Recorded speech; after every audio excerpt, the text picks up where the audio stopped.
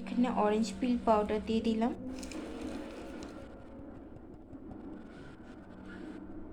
দিয়ে দেব চিনি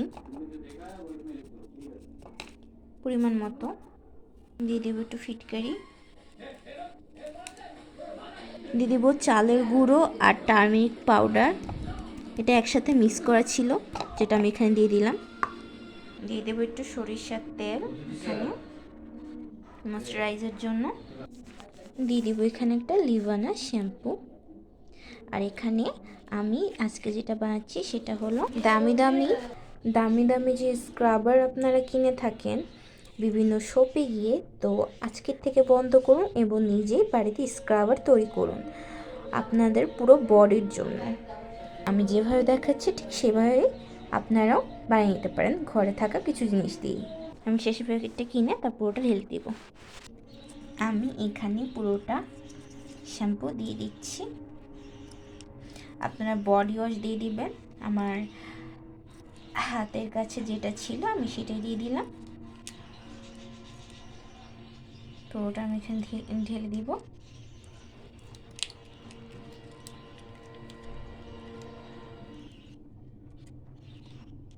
কমপ্লিট।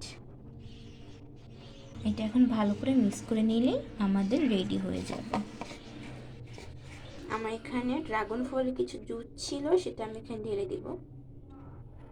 এখন আমি ড্রাগন ফলের যে খোসা দিয়ে সিরাম আর টোনার বানিয়ে রেখেছি, এখানে দুটোই আমি এখানে ব্যবহার করব, কারণ দুটো আমি এখানে দিয়ে দিব, কারণ আমি এখন ব্যবহার করব না, সো আমি এটা পুরো বডিতে ব্যবহার করব, যার জন্য দুটো আমি এখানে দিয়ে বাস ভালো করে মিক্স করে নেব।